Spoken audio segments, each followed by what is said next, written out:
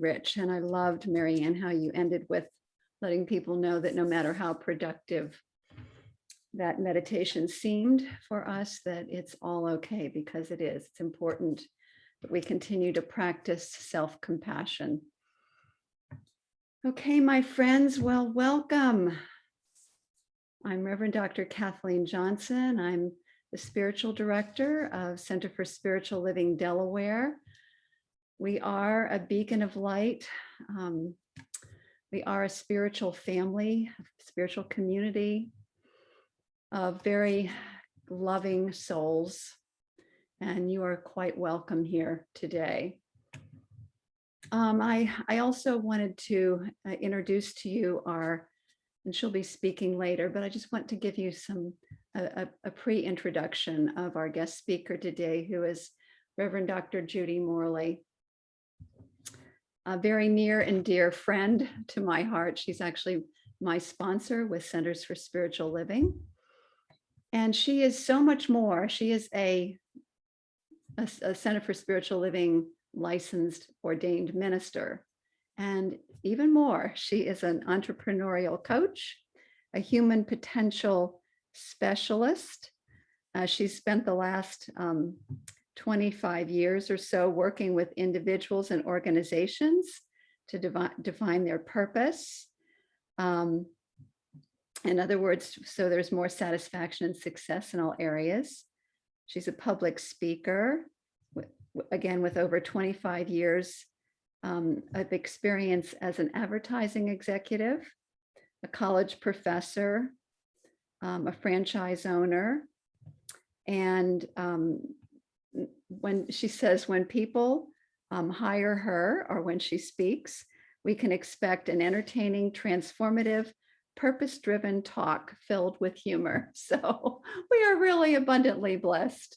Thank you for joining us today, Dr. Judy. And so we will hear from her shortly.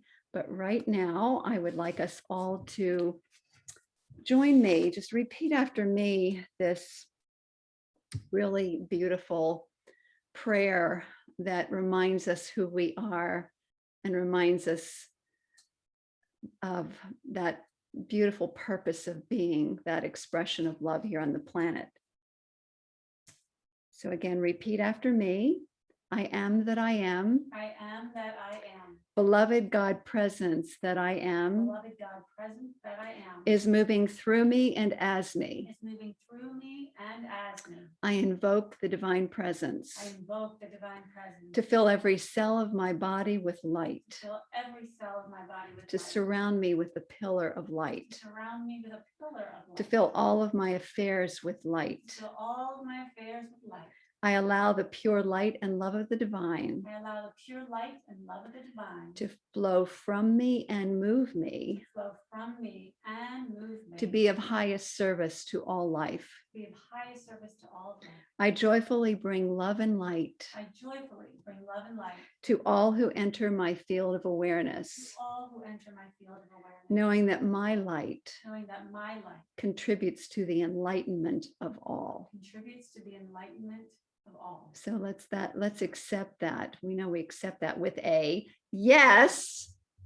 And so it is. Thank you, my friends.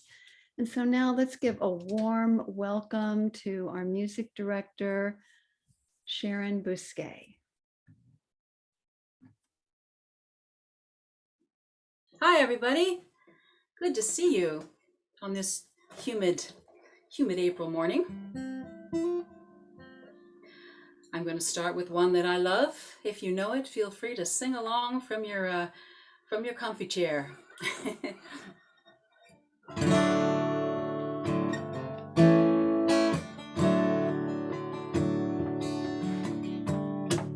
Early in the morning, lying in my bed, thinking about a dream I had. Picture was fading fast, noticing the music in each scene, and a peace beyond this world I recall, 'cause I couldn't care what was gone, couldn't care what has grown. The message on the stereo was strong, saying one day the pain goes, and one day we'll see that what really matters in life or in dreams is the music of love we hear in each scene. And I'm ready to listen now. I've heard your voice before. Your way has been calling me. Now I'm walking through the open door. I am ready to listen now. I am ready to listen, Lord.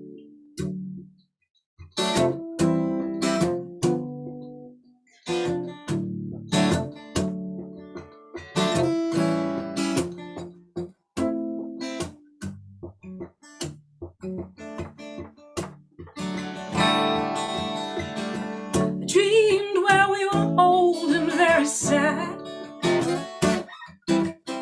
We were lost with no memories. Fear and the debts of grief were painted on the sorrows in our hearts. When suddenly the voice of love was heard, it touched us, and one by one the memories began to come, and who we were in God began to shine. We watched all the pain go. Now we could see that what really matters in life or in dreams is the music of love we hear in each scene. And I'm ready to listen now. I've heard your voice before. Your way has been calling me. Now I'm willing to be so much more. I am ready to listen now. I am ready to listen, Lord.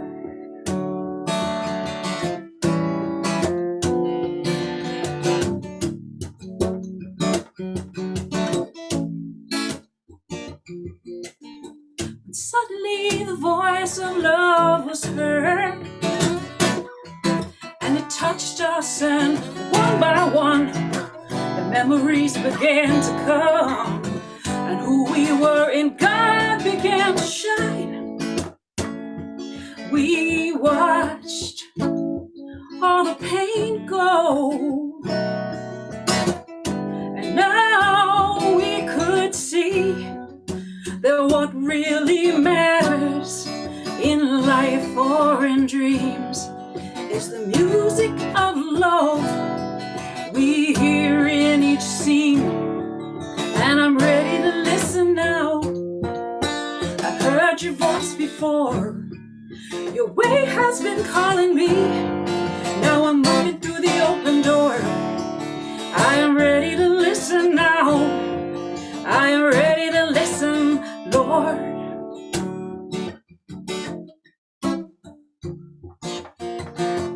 I'm ready, ready to listen, Lord. I'm ready.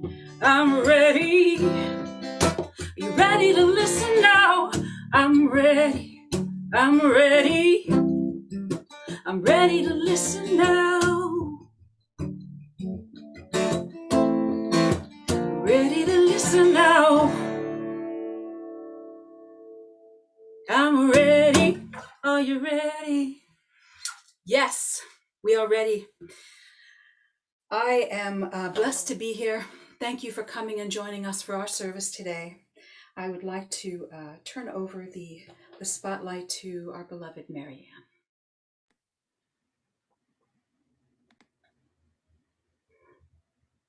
Okay, having trouble getting mute off there.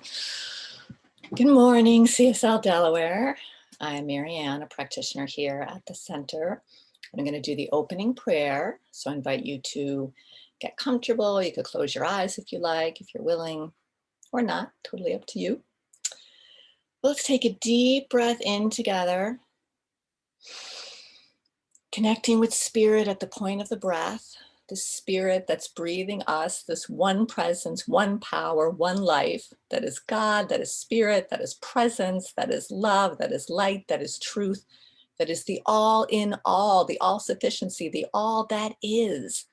Omniscience, omnipotence, omnipresence, always available, all of the God qualities available, 100% in every single moment. There's no lack or shortage anywhere. All magnificence, all light, all truth, all beauty, all creativity, all possibility, all love, all joy, all truth, all peace, always present, all harmony, always present, always present. And as we align with this inner divinity, with this inner spirit, as we align with it, as we let it flow through and as us, all good is brought unto us. It's just all our job is to do is to align, just to get in alignment with the spirit, in the flow, move with the flow, surrender to the good, surrender to this presence that is never in absence. Just surrendering to what is. Whether we like it or dislike it, just letting it be, letting it all be. It's all good, it's all God. God is all there is. And if God is all there is and God is good, then all there is good. Everything a blessing, everything for the greater unfolding of spirit, of true self, of expansion of consciousness. And just knowing that I have the faith of God, and as it is true of me that I have the faith of God, that I was born with a full measure of faith that never went anywhere, that can't be taken from me or destroyed, that is the same for every single person listening now. Full measure of faith, that faith of God, faith that the world is good, that there are possibilities, that why not me, that with each new thought I can create a new life. That this wonderful gift, this principle, this gift from the Most High, breathing that in, allowing that gift, surrendering to that gift, to the possibilities, the infinite potentiality that that gift brings.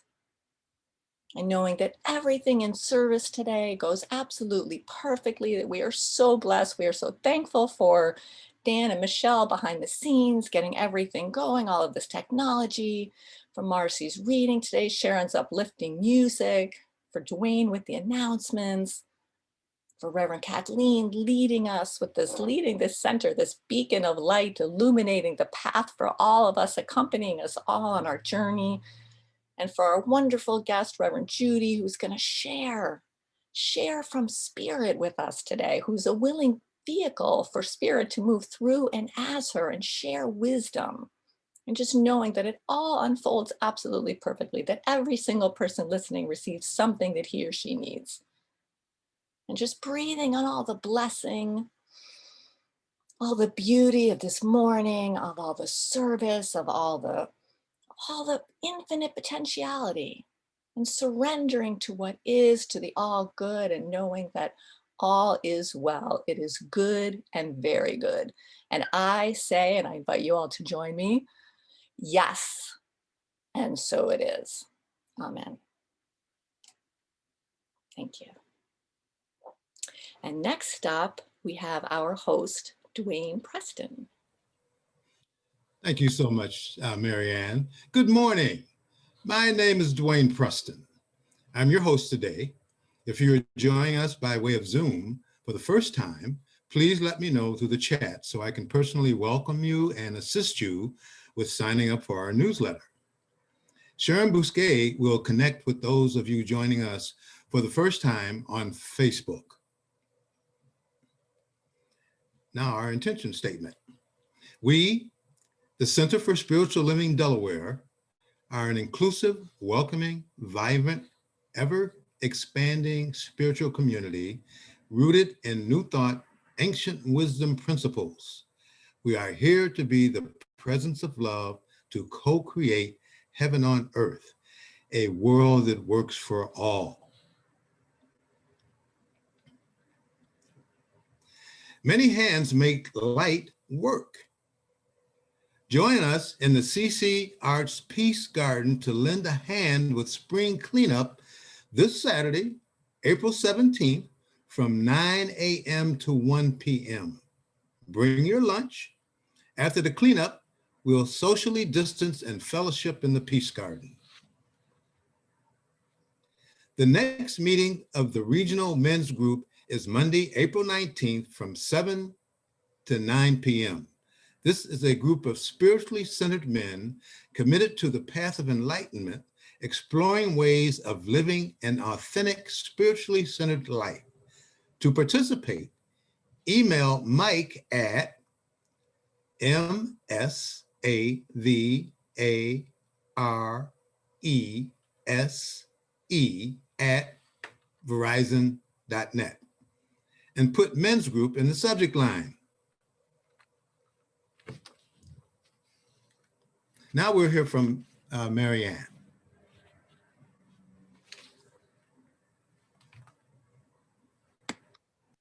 Thank you, Dwayne. So the next three events are mine. So I have been elected to discuss them. First is Silent Sit. So I have been doing facilitated kind of guided meditations for over a year now. Every single day I did not, even when I sprained my ankle, I did not miss a single day. Live on Facebook. So I'm taking a meditation course now, a teacher training program. And my mentor suggested that I do more silent sitting on my own, because while I'm facilitating, my mind is still engaged and kind of thinking about it and what comes next and watching the time. So a silence that allows me to really go deeper in my own meditations for my own growth. And I think it will benefit anyone sitting with me as well. So we're going to do silent sits beginning tomorrow, Monday, April 12th. So basically I ring a bell, and then 30 minutes, I ring the bell again, and we just sit in silence. So there's no guidance or anything. If you would like to do it and you feel you would like some guidance, you sort of don't know what to do sitting in silence for 30 minutes, then come on 5 or 10 minutes early and I can give you some tips and we can talk about it. But that's going to be from 10:30 to 11 a.m. Every Monday through Friday. And then Saturdays and Sundays, I will continue doing the sort of guided meditations on Facebook Live that will just be at random times when I'm available to do it. So that will stay the same. And then next is chanting live. So I've been doing this, but it's just a reminder, I guess, that I'm still doing it every Monday at 11 a.m. So if you want to do the silent sit from 10:30 to 11, then this will be right after it at 11. We chant for an hour from 11 to 12.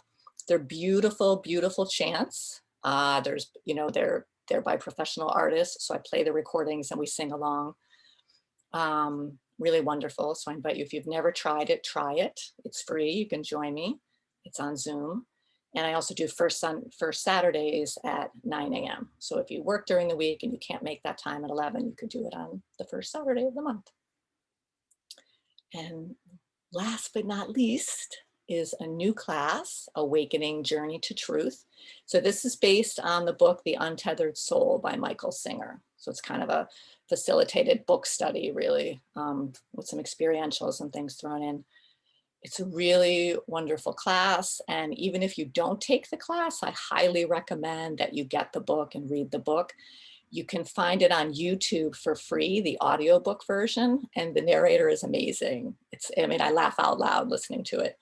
And it's a lot of looking at how our mind works so that we can free ourselves from the grip of the ego and that mind chatter and the wounded self or the egoic self or whatever you want to call it, and ultimately have freedom and liberation to really live our lives the way we were meant to live them as divine beings in a human body. So I invite you to join me. That will be Thursdays beginning April 22nd. It goes for 8 weeks. So I think it ends June 10th. And April 20th is the deadline for your $45 registration fee. But if you want to do it, I invite you to get the book now, because if you're ordering it, it might take a few days to get to. So I know I've tried to order it in the past where it was out of stock and I had to wait. So anyway, I hope you all join me. I think it's going to be a lot of fun. Thank you. And now back to Dwayne. Thank you so much, Mary Ann. let's see.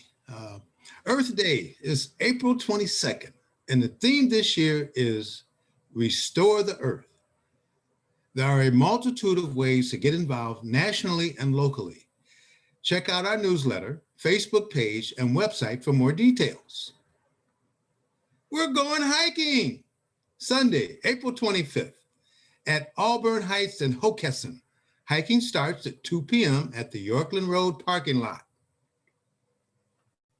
As we all know, Dr. Judy is our guest speaker today. After service, she will lead the CSL DE Spark Leadership Development Workshop from 12 to 4 p.m. on a different Zoom link. It is essential that all leaders, staff, and practitioners attend for the next leap in consciousness to fulfill our vision. Practitioner, let me see. Can you hear me now? Okay, I need to speak up here because Dwayne, you obviously didn't get the update. We are rescheduling the leadership development that was after service. Sorry, Dwayne. Okay. And so anyway, it's rescheduled for June 13th. So I just that's the update. Okay, thank you so much, Reverend Kathleen. For details and Zoom links on our activities, visit the CSL Delaware website under the Get Involved tab or the CSL Delaware newsletter in your email. Now, back to Sharon. Thank you, Dwayne. Awesome. This is a wonderful Daniel Namad song. Again, please sing along from your seat. This is Get Ready, My Soul.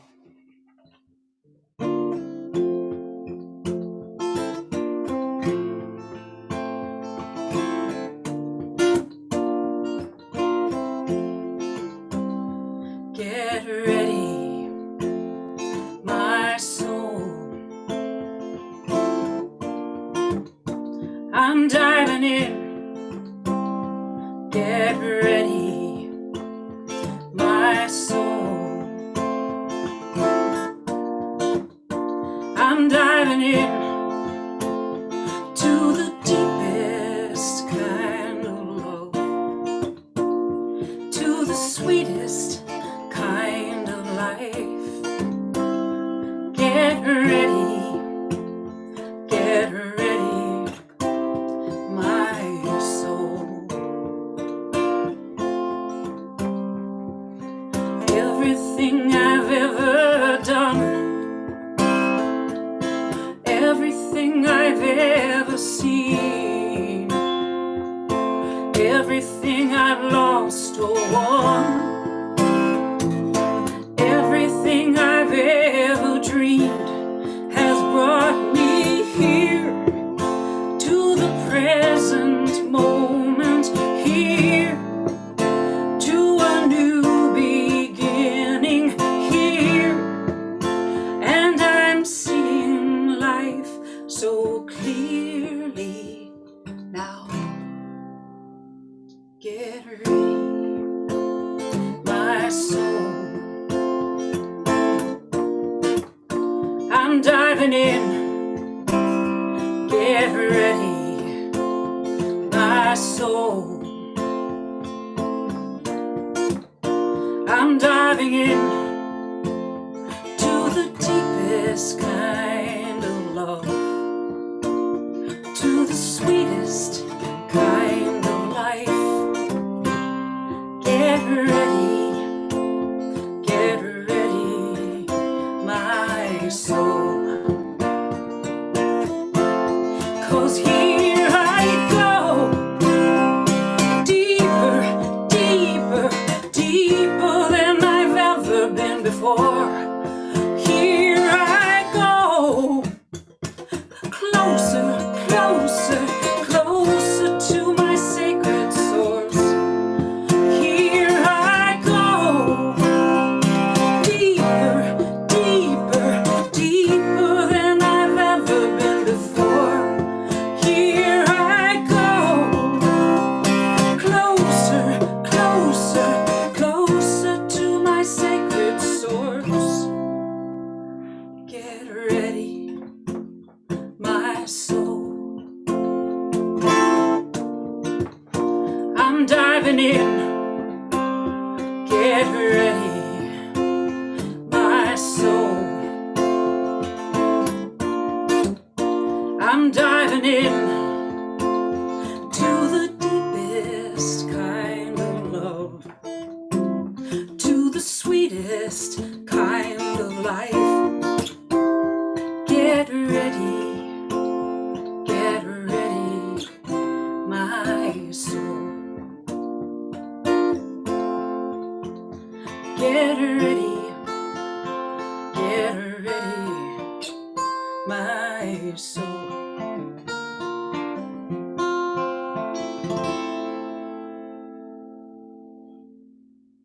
Get ready. Should you get ready for Marcy?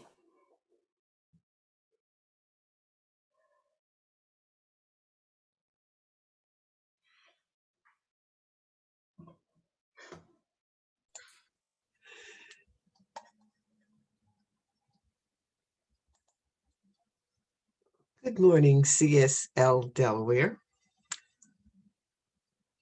This month, our motto is stepping into the unknown, the winds of change. Dr. Ernest Holmes wrote, "Instead of being confused by the situations around us, we should be calm, tranquil, and confident that through reforming our word, we can as easily change the existing conditions as perpetuate them."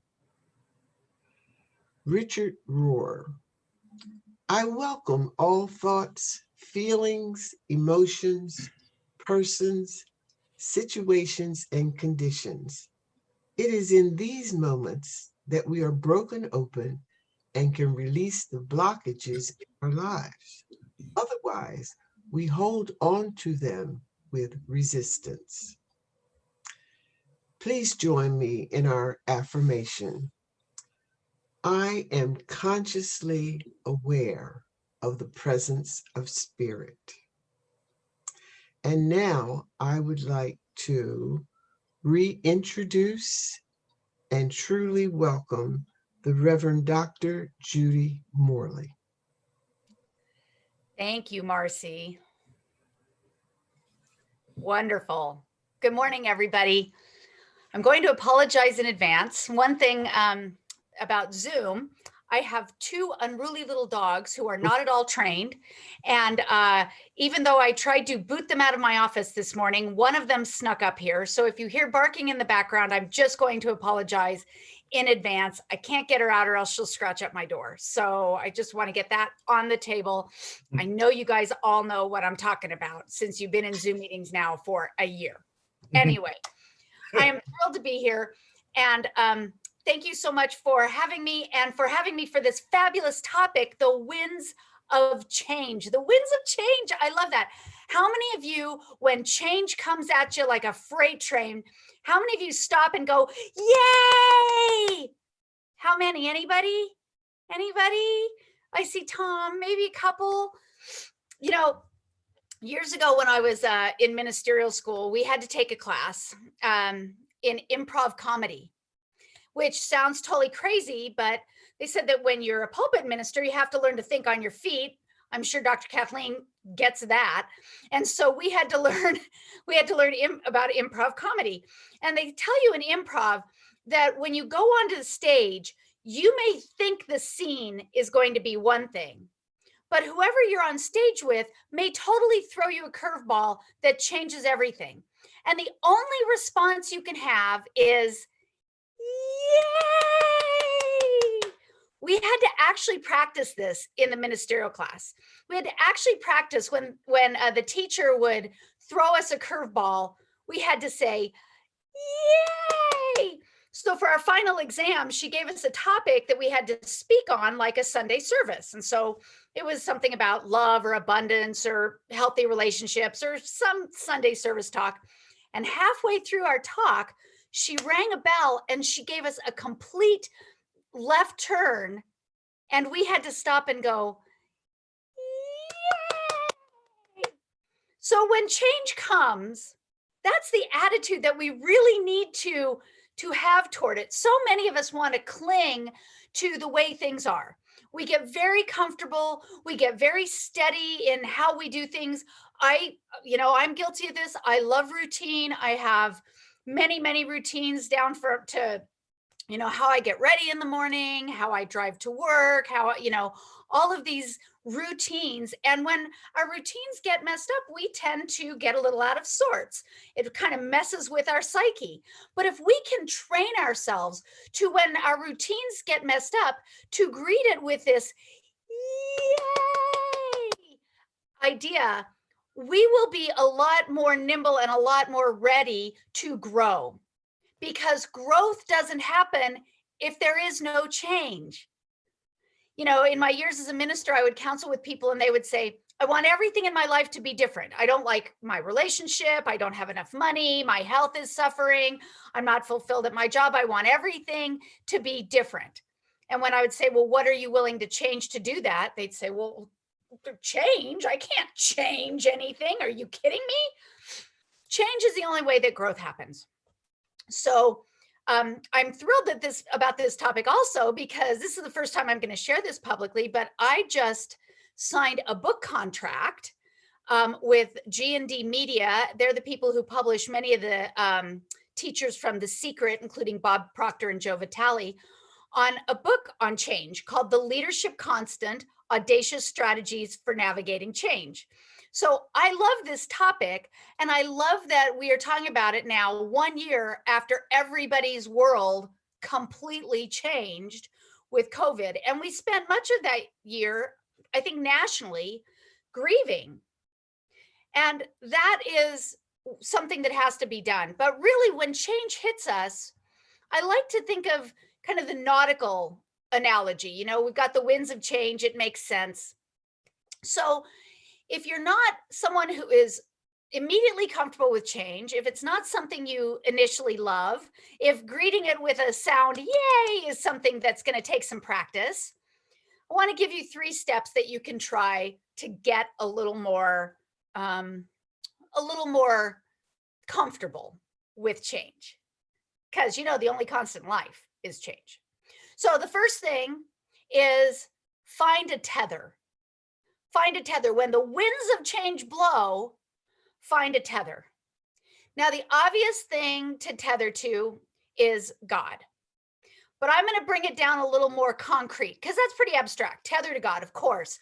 You guys have been coming to CSL Delaware for a while. I know there's practitioners and board members here on Zoom and on Facebook today. And so for a lot of you, that's like, well, duh, of course, we're going to tether to God. But I want to parse that down, because I think it's easy to say I'm going to tether to God. But how? How do we do that? What does that really mean? Are we waiting for something out there to come and scoop us up? There's this great joke about a guy who's caught in a flood, and he climbs up to the roof of his house as the flood waters are rising, and along comes a police officer in a rowboat and says, come on, get in the rowboat. And the guy says, no, I have put my faith in God. God is going to save me. God's going to save me. So I am going to wait for God. And then the next thing that happens is a group of neighbors come by, and they've kind of built a makeshift raft. And they come by as the waters continue to rise, and they come up to the guy and they say, here, give me your hand. I'll pull you over. And the guy says, no, I'm waiting. God's going to save me. God's going to save me. And then finally a helicopter, the last ditch effort, as the water's risen over all of the roofs, and this guy is barely keeping his head above water. The helicopter comes and it throws down a line, and it says, they say, grab hold. And he says, no, God's going to save me. And the water rises and he drowns. And he gets to the pearly gates and he says to God, what happened? I thought you were going to save me. And God says, what do you want? I sent you a boat, a raft, and a helicopter. Why didn't you use any of them? That's not the kind of tethering I'm talking about. Is tethering to some abstract concept of God where we're waiting for something else to come and save us. We have to tether to that God life within each of us, the God life in each of you. We have to tether to our authentic selves. That authenticity in each one of us is the God life that we have to tether to when change comes. Everybody handles change differently. The winds of change blow from all directions, and some people are standing at the bow of the ship, loving the fact that it's blowing their hair back, and other people are downstairs in the hull cowering. That's okay. But the way we navigate it is we find what is authentically us. What is the thing that is most loving to me? And that's how I'm going to navigate this change. Not something I think I should do or think I shouldn't do, not what the media tells us to do, none of that. What is my authentic anchor that feels right to me? As an example of this, I'm going to use Oprah Winfrey. You guys all know Oprah, but I don't know how many of you remember all the way back to 1998. God, can you believe that was 23 years ago? That I'm getting old, but 1998. So Oprah Winfrey, you know, got her start on the talk show circuit. She was an anchor person, and then she moved to Chicago, and she got this talk show called, I think it was called Chicago, AM Chicago or Good Morning Chicago, something like that. And she became a talk show host, and then she got her own show, the Oprah Winfrey Show. She was one of a whole bunch of talk show hosts at the time. You guys remember Phil Donahue and Ricky Lake? And I mean, this was a big thing in the 90s. Well, starting at about 1994, this idea of trash TV came in with the advent of Jerry Springer. Jerry Springer came on, and he started having this dysfunctional television program. I don't know how many of you remember, but he would bring on, like, you know, a wife and the husband, and then the husband would know that the wife was cheating on him, and then Jerry Springer would bring out the lover, and they'd get in fights and throw chairs, and it was really ugly. It was really ugly. And this went on for a number of years. Oprah Winfrey, in the meantime, her show moved a little bit toward this trash TV, not as much as some of the competitors like Ricky Lake and Jerry Springer and Rosie O'Donnell, not as much, but a little bit toward that trash TV. And then in 1998, in the daytime ratings, Jerry Springer for the first time knocked Queen Oprah off of her throne. And Oprah fell to third in the ratings. And there was huge pressure on Oprah to go the trash TV route. So for Oprah, this was the wind of change. The whole industry was changing, everything around her was changing, and it was changing in a way that felt bad to her. So she found her tether. She didn't find it in the production companies or in ratings. She found it in her own authenticity. She took the time to get very clear about what was hers to do, not Rosie O'Donnell's to do or Ricky Lake or Jerry Springer. What was hers to do? And she came back the following season with an announcement that said that she was going to completely revamp her show. She was no longer going to do anything that would be harmful, that would be hurtful, that would put people on the spot, surprise them, or bring up any anger. She was only going to do motivational, feel-good shows. Well, all the pundits predicted that her show would be canceled in a year and that Oprah was washed up. I actually was doing research for this. I found some of the old headlines from the summer of 1998. It's pretty funny to look at now how they're predicting, you know, well, it was nice while it lasted, but Oprah's gone down the drain. Well, we all know the end of the story.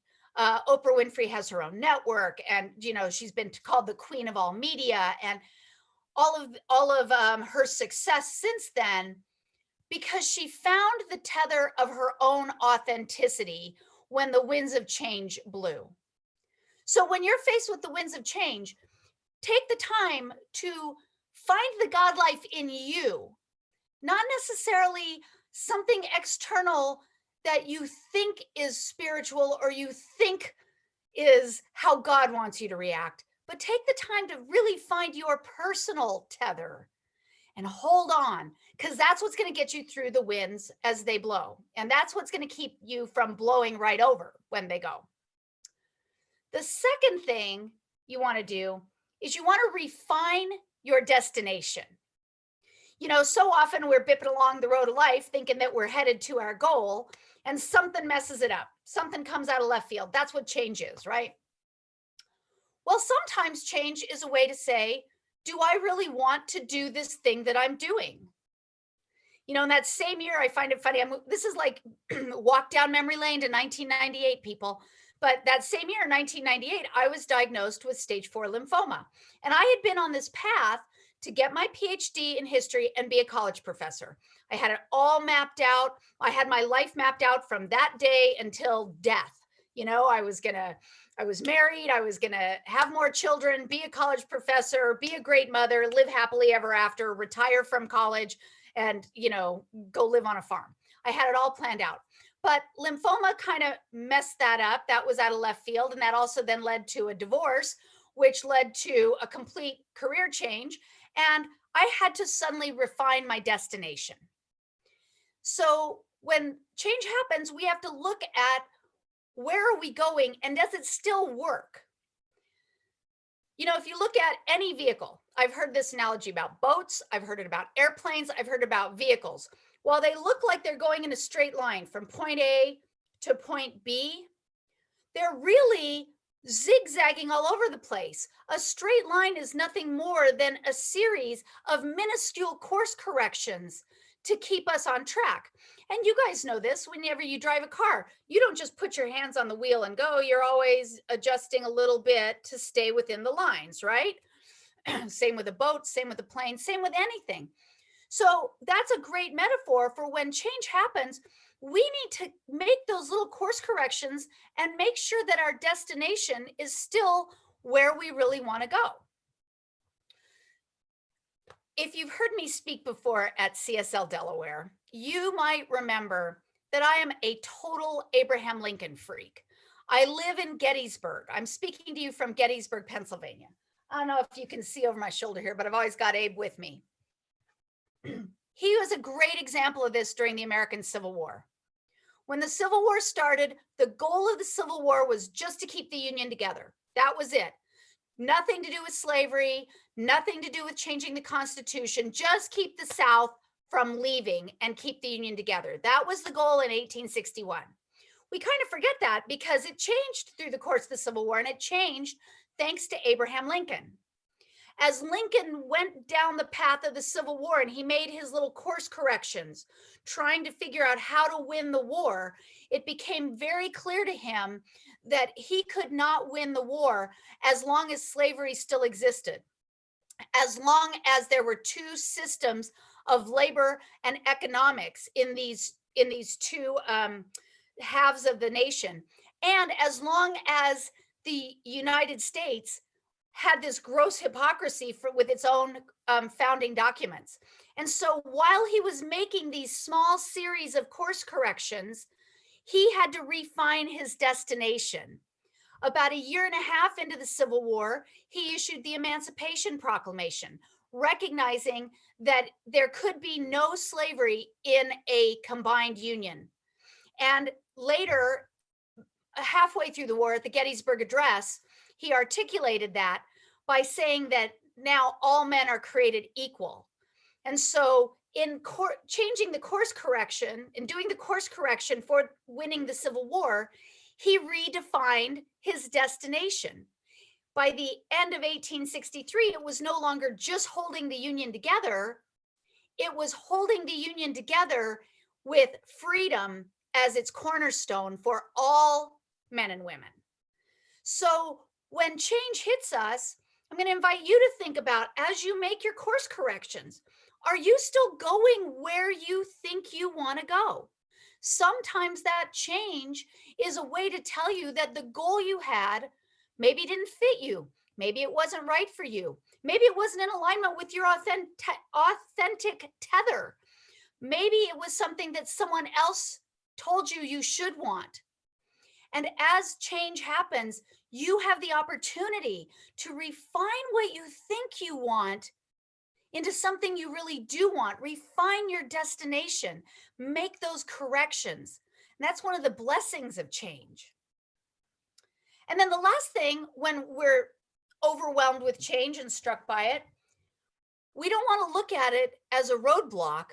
We want to look at the winds of change as a turbine.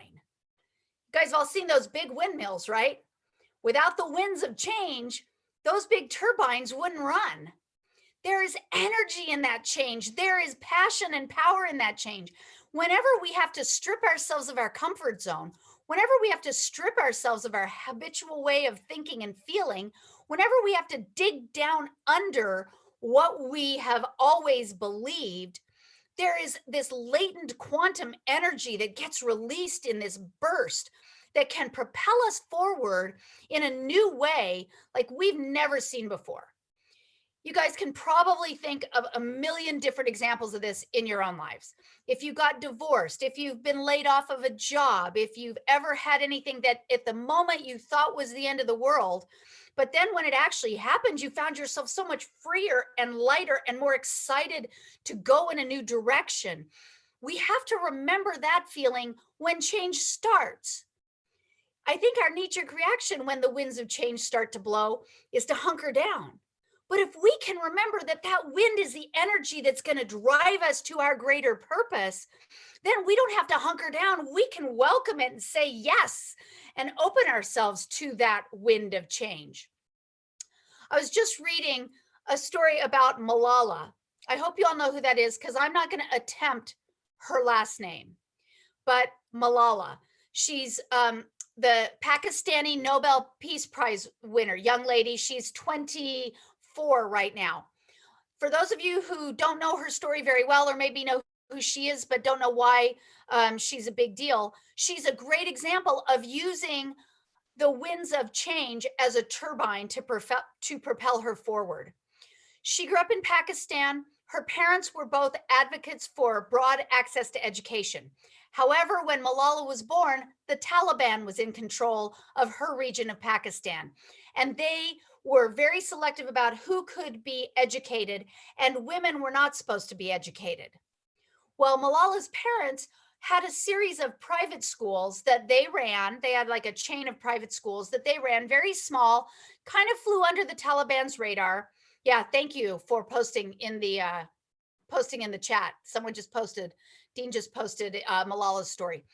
So her parents kind of flew under the radar on these schools so that they didn't anger the Taliban. Malala was going to school and she started writing a blog about it. She started writing a blog about what it was like being an 11-year-old girl. She was 11 years old at the time, living in this Taliban ruled, very restrictive environment and trying to learn. She came to some prominence. She was nominated for several Pakistani Peace Awards.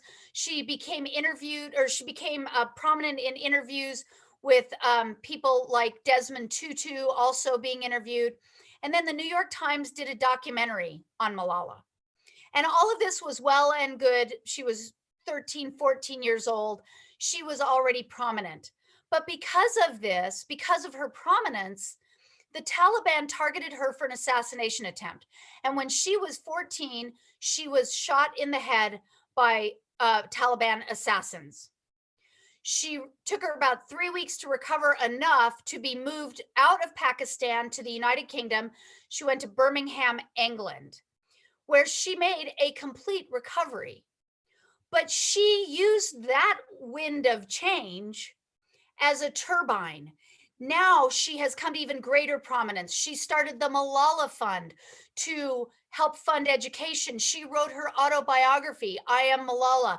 She, in 2014, won the Nobel Peace Prize. She has been called the most influential teenager on the planet while she was still a teenager. I think she's been replaced now since she's in her 20s. But she became so influential and such an advocate for education in a way that she never could have been had she not sustained this injury and been a target of the Taliban. Now, I'm not suggesting that we all need to go out and get shot in the head to use the winds of change as a turbine. Certainly not. But when we have something change in our lives, how much smaller can it be when we can still use it to propel us forward to something greater? We can use that latent energy that the change has released in us as a springboard to the greater good, our greater good. Now, Malala used it as the greater good for humanity, but we can all use it as our greater good. And when we use it as the greater good for our progression forward, we are helping humanity, because each of us is here to give our unique gifts. And when we take whatever has changed in the external and use it as the catalyst to change in the internal, that's when we get to be that which we were here to be.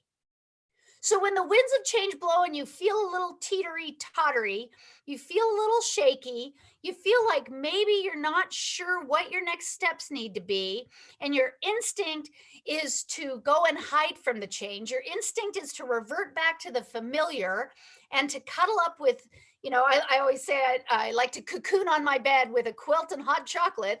That's kind of my first instinct when change comes. I think I spent all of March and part of April last year like that. But then when you're ready to break out of that, find your tether, find the tether of your own soul. I love that that Marianne is doing a class on the untethered soul.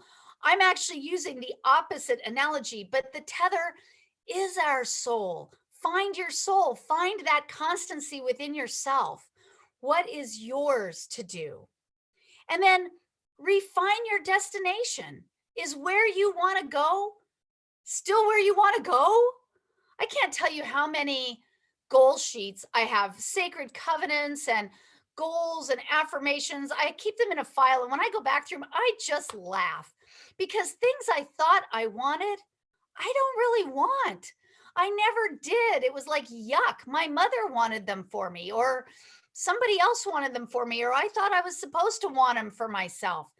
And by refining my purpose, by having something shake me up, made me refine my destination so that I could go where I really wanted to go, not where I thought everyone else wanted me to go. And then last, use that change as the turbine, as that generator of energy that's going to get you excited and passionate again.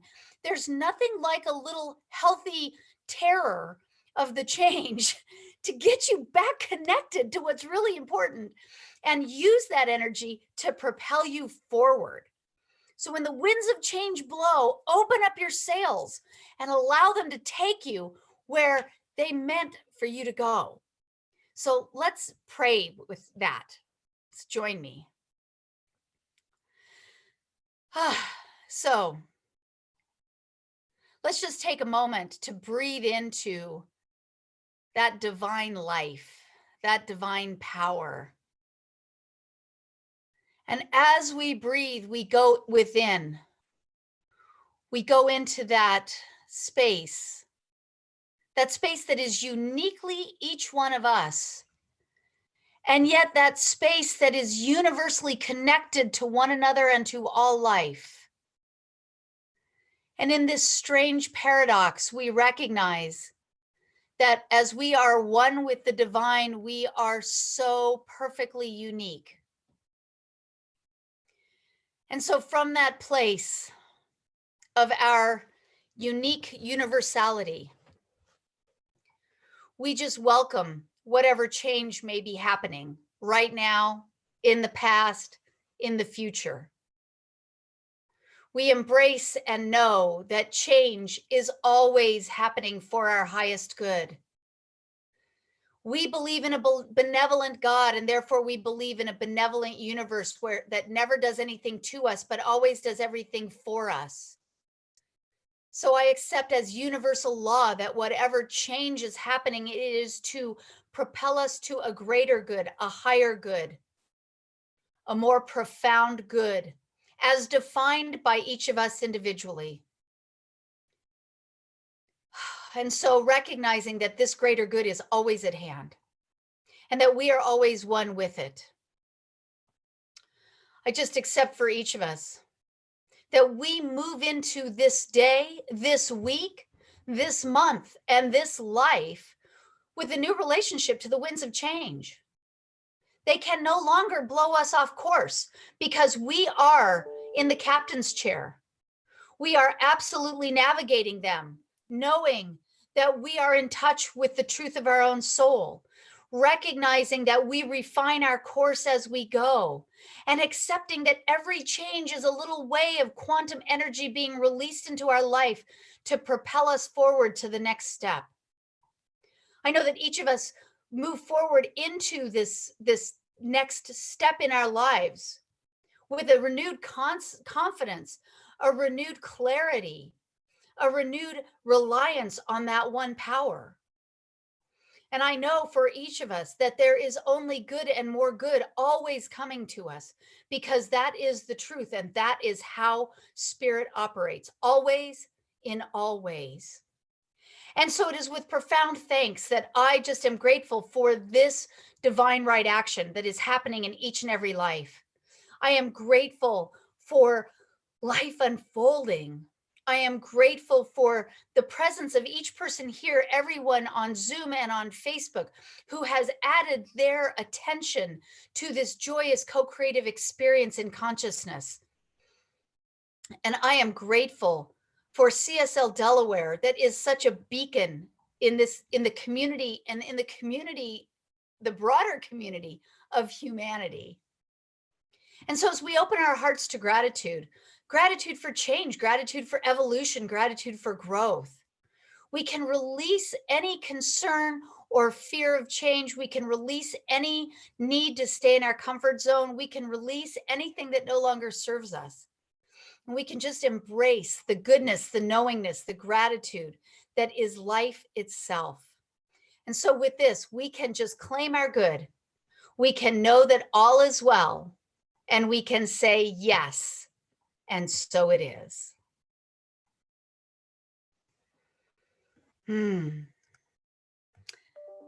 Thank you, thank you. And with that, I believe now it goes to Sharon.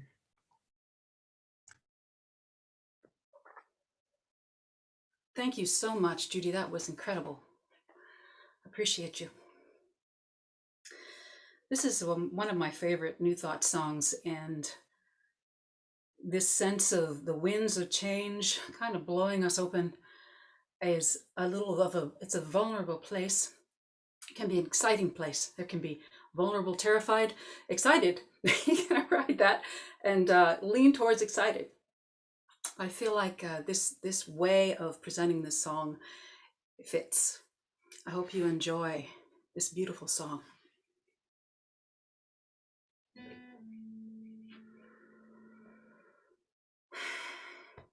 One power, one power, one power.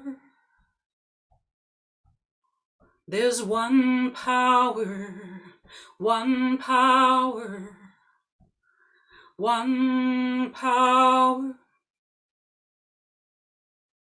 There's one power invisible, and you see it everywhere and every day. One power indescribable, and you speak of it with every word you say. Mysterious until you know the truth. It's as simple as the love inside of you. Call it God, call it Spirit, call it Jesus, call it Lord, call it Buddha, Baha'u'llah, angel's wings or heaven's door. But whatever name you give it, it's all one power, can't you see? It's the power of the love in you and me. It's one power, one power, one power. We speak so many languages with different clothing, different colors, different names.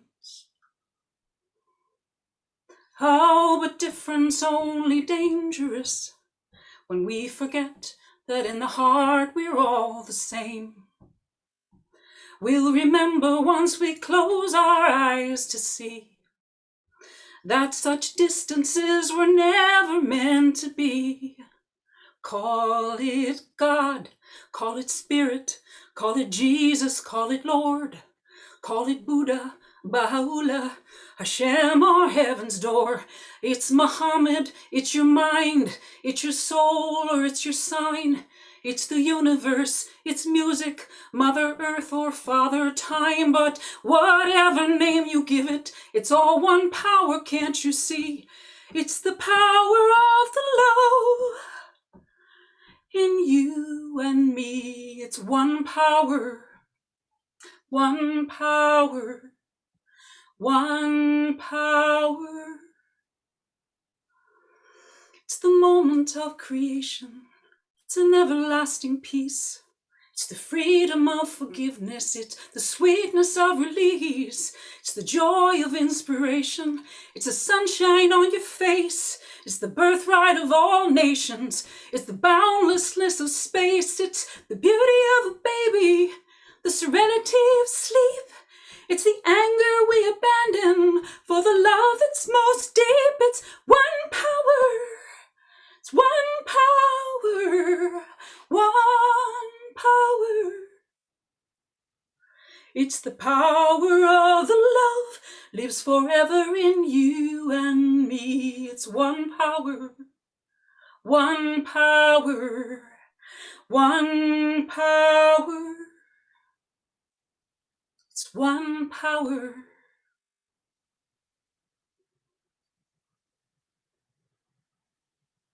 Thank you, friends. I would like to turn this over to Christy. Thank you, Sharon. Good morning, everyone.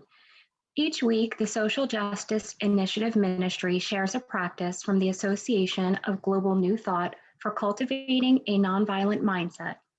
This week's practice is on accountability. Personal accountability allows us to take responsibility for how we contribute to conflicting situations. Each day this week, take responsibility for how you contribute to a conflict and make a different choice that can lead to a peaceful resolution. Remember, together we're learning to practice nonviolence one step at a time, one choice at a time, and one day at a time. Through our daily nonviolent choices and actions, each of us, in our own way, move the world in the new direction of peace. And I will pass it over to Dwayne. Thank you, Christy. Well, it's that time of the month again. We're raising and praising Dr. Ami Shah, Volunteer of the Month of April 2021. Dr. Ami Shah is our newest leader champion who will be guiding and offering care for our small group ministry. She is a co-facilitator of the Spiritual Growth Circle with Mary Kevelman. She led a follow-up care group to a mental equivalence class. And finally, she also serves as one of the readers at our Sunday services. Dr. Shah is a published poet. Her book, Becoming the Light, From Angst to Awakening, was recently launched. She acknowledges the poems in the book were inspired by her involvement in CSL Delaware classes, services, and spiritual community. Dr. Shah is a tenured full professor of health sciences in the School of Health Sciences and director of the Speech and Acoustics and Perception Laboratory at Stockton University. Dr. Shah holds a BS in Audiology and Speech Rehabilitation, an MA in Linguistics, an MA in Speech Language Pathology, a Master's in Philosophy, a PhD, and from the Graduate Center, University of New York. She pursued a postdoctoral fellowship at McGill University. Dr. Shah is certified by the American Speech and Hearing Association and has practiced as a bilingual speech language pathologist for over 2 decades, spanning India, New York, Montreal, and Cleveland. Dr. Shah's research interest involves the study of the process of cross-linguistic speech production and perception with a focus on foreign accented English. Her research and clinical practice are instrumental in bridging the gaps between basic science research and clinical practice with bilingual and non-native speakers of English. Dr. Ami Shah is a leader and pioneer in her chosen career field. Unfortunately, I'm allowed only about 2 minutes to give this presentation, and I could speak for another 4 or 5 minutes discussing her accomplishments. Therefore, to learn more about Dr. Shaw, be sure to read CSLDE's most recent newsletter and click on the link at the end of the article. In the meantime, we honor Dr. Shaw for her contributions to CSL Delaware and praise her for her accomplishments in her chosen career field. Thank you so much. Okay.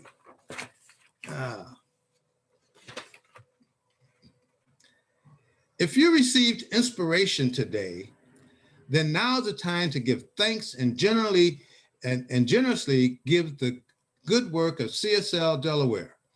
Imagine your intended offering in your hands and then place your hands over your heart and say with me our offertory blessing. Divine love through me blesses and multiplies this offering. The Spirit gives abundantly, I receive thankfully, and give again generously. This is the bounty of God, and I send it forth with wisdom and joy. Divine love bountifully supplies and increases this offering. I give freely and fearlessly, fulfilling the law of giving and receiving. You may send your offerings to by PayPal or check by pressing the donate button on our website homepage. Just click on the link in our chat and thank you. Want to make a difference? Donate to the CSL Delaware's Benevolence Fund. Simply mark it as Benevolent Fund, and to receive financial support from the fund, contact any trustee board member. Due to today's Spark meeting, we will not have an after-service prayer. You can also send your prayer requests by phone or email to Peggy Frymoyer, and the practitioners will pray for you for 1 week. And now, back to Sharon. Thanks, Dwayne. This is a gratitude song. Feel free to sing along.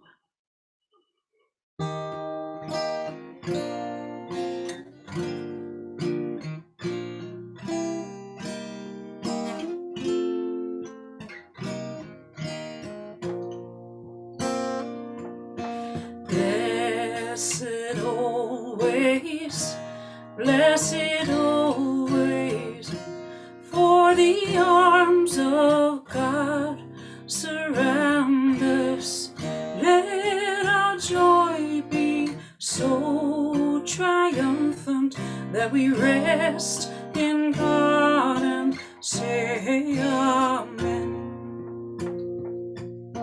Blessed always, blessed always, for the arms of God surround us. Let our joy be so triumphant that we rest in God and say amen. Let our joy be so triumphant that we rest in God and say amen. That we rest in God and say amen. Amen and amen. Have a beautiful week, beloveds. I would like to reintroduce Reverend Kathleen.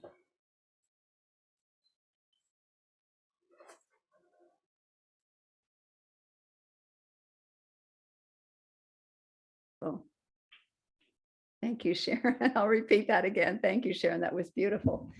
And thank you so much, Dr. Judy. That was a really powerful talk. So perfect for right here and right now, what's going on in all of our lives. I would also like to just make a slight correction to what Dwayne mentioned, is there is no Spark gathering today.